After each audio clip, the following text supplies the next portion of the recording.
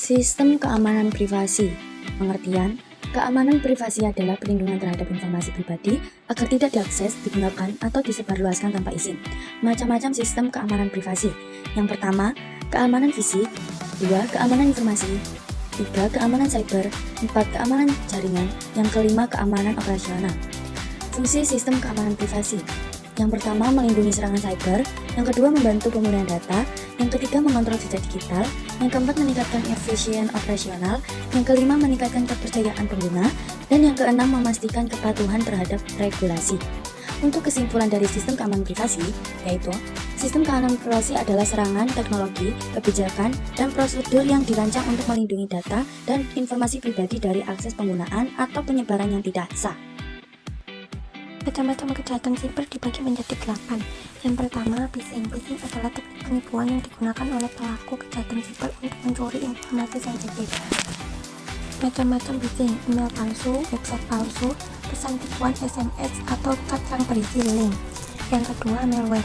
Malware adalah program atau kode berbahaya yang dirancang untuk merusak, mencuri, atau mengambil alih perangkat korban. Jenis-jenis malware: virus, worm, Trojan horse, ransomware, spyware. Yang ketiga, hacking.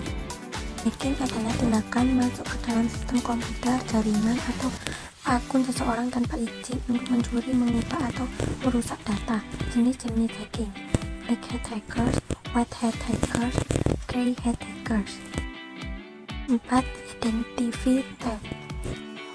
Identity theft adalah mencuri identitas terjadi ketika seseorang menggunakan informasi pribadi orang lain untuk melakukan tindakan ilegal seperti mengambil pinjaman, membuat akun palsu, atau menipu pihak ketiga. Metode yang digunakan identity theft adalah skimming, social engineering, data breach. 5. Cyberbullying. Cyberbullying adalah tindakan melecehkan, mengancam, atau mengintimidasi seseorang melalui internet atau media sosial. Jenis-jenis cyberbullying: harassment atau pelecehan, mocking, membocorkan informasi pribadi seorang tanpa izin, impersonation, haunting, menyebarkan informasi. 6. Online fraud. Penipuan online adalah tindakan curang yang dilakukan melalui internet untuk mendapatkan keuntungan finansial secara ilegal. Jenis-jenis penipuan online: e-commerce fraud, investment scam, lottery scam, romance scam. 7. Data breach. Data breach adalah pencurian atau kebocoran data dari organisasi, perusahaan, atau individu yang dapat digunakan untuk kejahatan lain seperti pencurian identitas dan penipuan. Metode yang digunakan: hacking, membobol sistem perusahaan untuk mencuri data pelanggan. Insider third, pegawai atau pihak dalam yang membocorkan data secara ilegal. Misconfiguration, kesalahan dalam pengaturan keamanan yang menyebabkan data bocor. 8. Illegal content. Konten ilegal mencakup semua jenis informasi atau media yang dilarang oleh hukum, termasuk pornografi anak, ujaran kebencian, berita palsu atau hoax, dan propaganda teroris. Jenis-jenis konten ilegal: child exploitation content, penyebaran atau konsumsi konten pornografi anak. Hate speech atau ujaran kebencian, konten yang mendorong kekerasan terhadap individu atau kelompok tertentu. Fake news atau hoax, berita palsu yang sengaja dibuat untuk menyesatkan atau memprovokasi masyarakat. Teroris propaganda.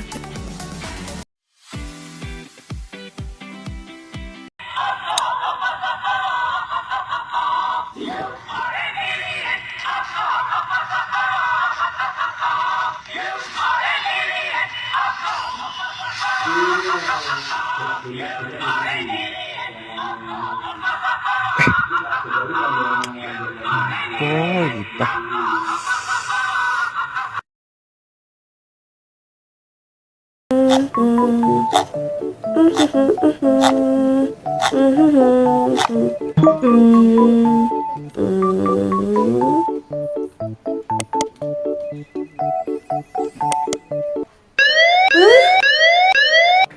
Waspada phishing melalui pesan email. Peretas kirimkan email untuk coba meyakinkan kamu supaya download lampiran berbahaya. Contohnya, link dan file attachment. Setelah kamu klik lampiran itu, mungkin kamu nggak akan sadar kalau ternyata laptop kamu terinfeksi virus atau trojan yang akan aktif dengan sendirinya. Tujuan phishing ini adalah yang pertama, untuk mengambil data pribadi kamu. Yang kedua, memata-matai apa saja yang kamu lakukan. Yang ketiga, dapatkan kata sandi. Yang keempat, lakukan serangan baru melalui perangkat terinfeksi. Yuk, mulai peduli dan tingkatkan keamanan cyber.